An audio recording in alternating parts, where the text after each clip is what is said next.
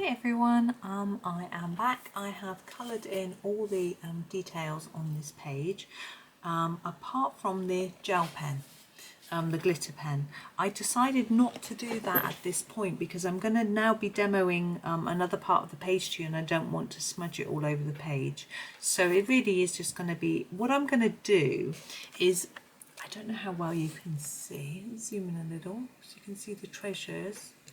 What I have done with my treasures is I have used only 3 colours. So I've used only the ultramarine blue, the phthalo green and the red. Which red was it? The cadmium red for those 3.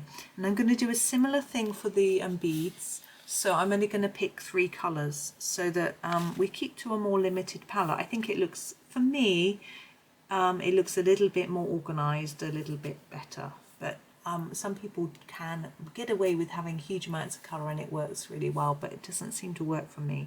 I haven't quite got that knack. So that's my plan, and I will show you a photo once it's done so you will get to see it. But today I thought we would concentrate on some of these reeds and plants. I'm not sure if they're all in the picture at the moment, so we can do those first.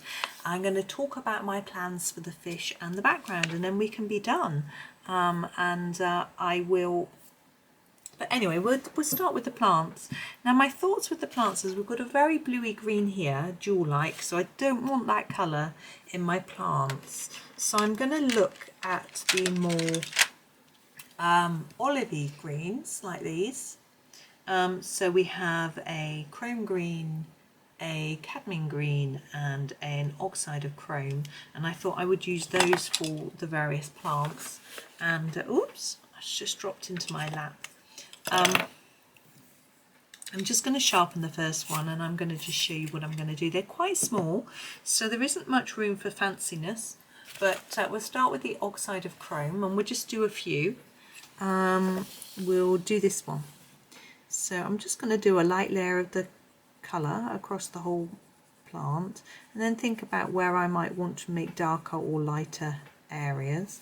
I think I might just darken the edge.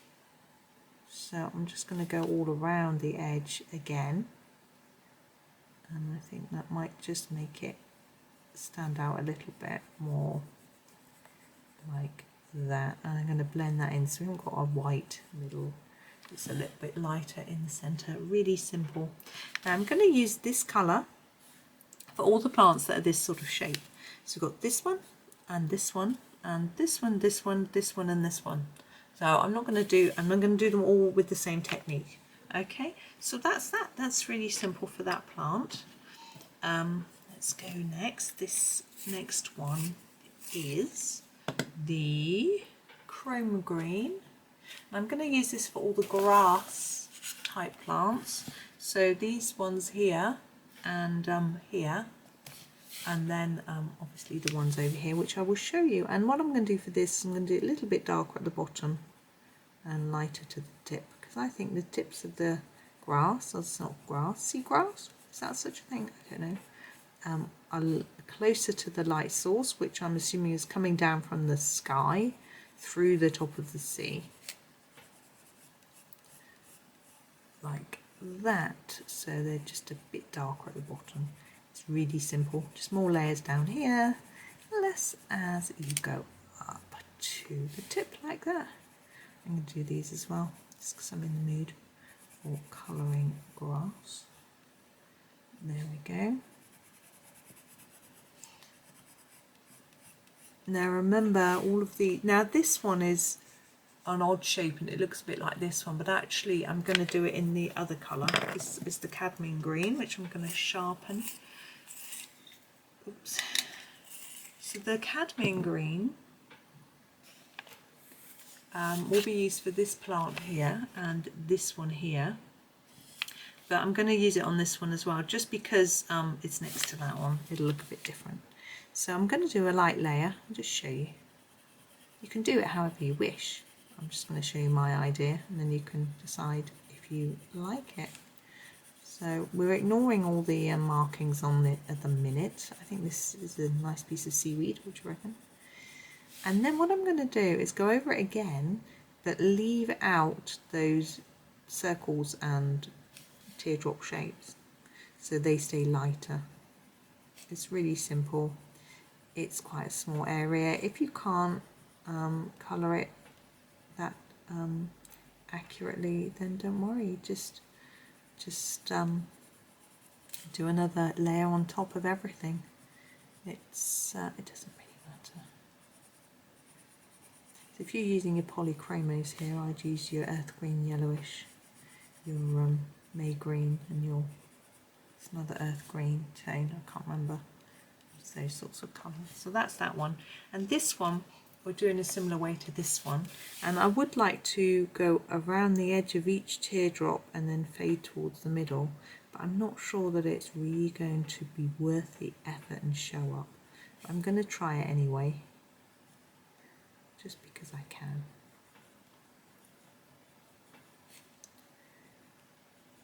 Like that, and go all the way up. I'm not going to show you the whole thing. So those are really simple. So I'm going to actually turn off the camera and finish those off in a minute, but I'm going to show you a fish first, because I'm going to do the fish. What I've decided, I'm going to do all the fish the same colour. I'm going to do them all blue because I want them to blend together, look the same. I don't want you to be picking out, oh, there's a nice fish, there's a nice fish. The octopus is our feature, so I want the fish to just sort of sit back a little bit. So I'm going to pick a couple of shades of blue. I'm just having a look what we've got. We've got a nice sky blue here, and then I want a darker one, and I'll probably just go for, not that one, the Indigo Light. Okay, so I've got a couple of shades, and what I will probably do is stick to a similar thing on each fish. So we'll take this little fish here, so take his body, and we'll put a lot of layers around the outside like that, yeah, and then fade those.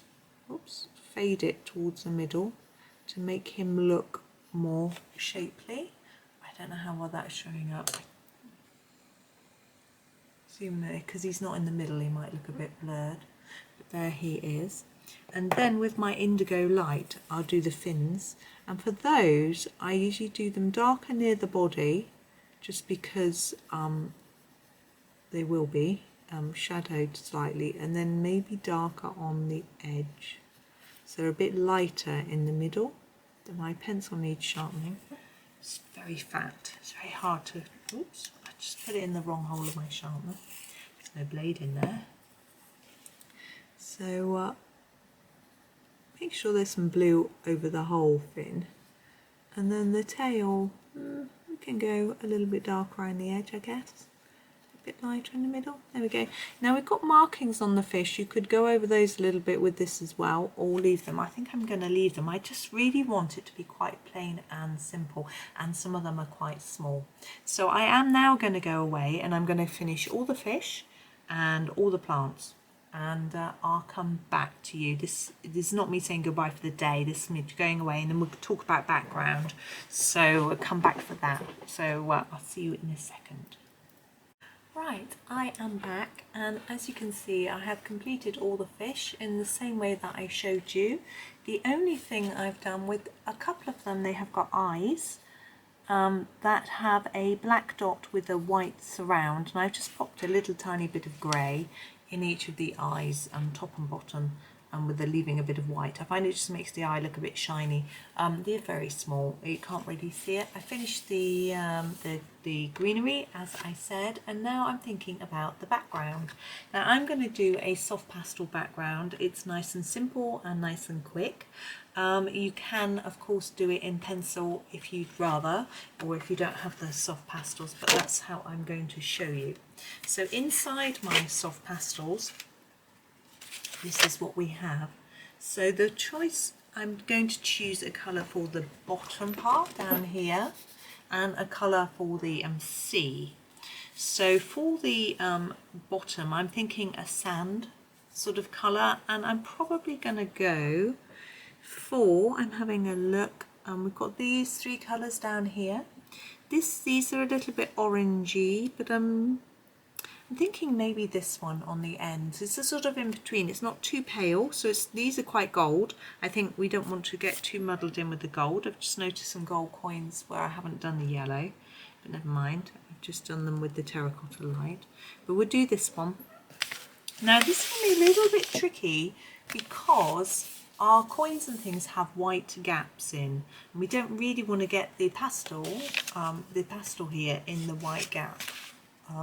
So it's going to be tricky. I'm just going to move myself across a little bit and up so you can see what I'm doing. Hopefully that's all in shot. Yes it is.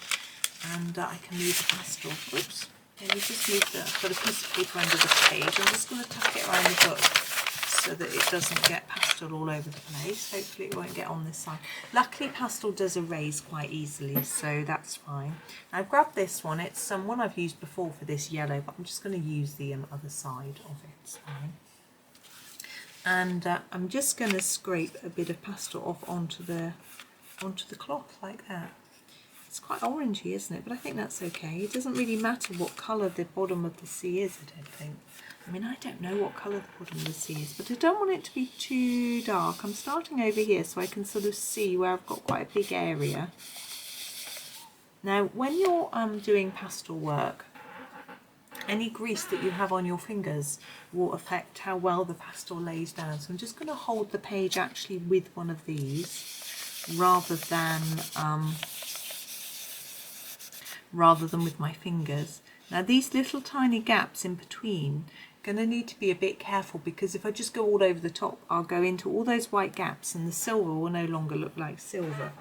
And what you can use, she says, hoping she's got them, here they are, is something a bit like this. These are cosmetic tipped cotton buds. They're a bit like Q-tips, but they have two ends.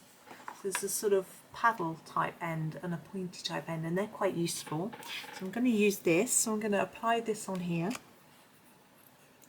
hold my page down and just go into those areas so that I can avoid getting the pastel on the white.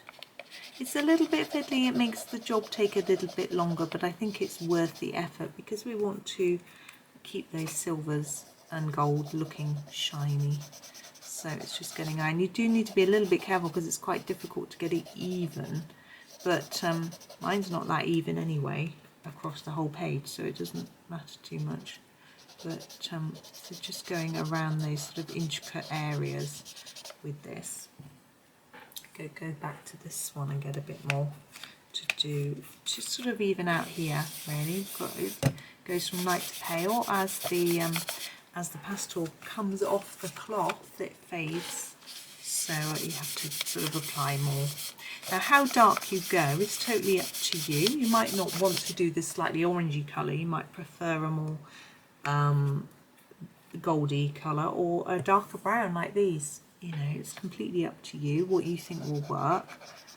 I haven't used all of the colours in these pastels yet, so I was just trying something out really. It might be wise to try it on another page first. I mean, not another page of your book, I mean a scrap of paper, so you can see what it looks like. It's not always easy to imagine what it's going to look like when you look at the pastel and then you look at the page. I'm just going to swap that over and do this side.